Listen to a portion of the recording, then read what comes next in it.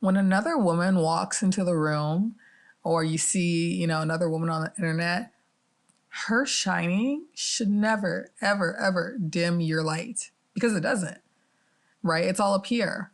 How are you perceiving her? How are you perceiving yourself?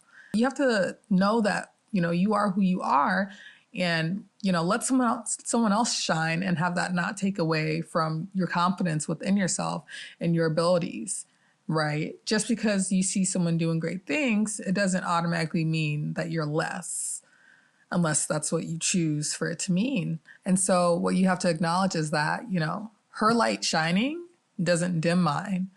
Her, receiving attention doesn't take away from me. There's enough for everyone to eat.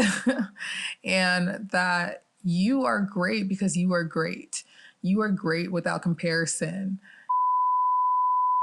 I'm waiting on you. I said I'm waiting.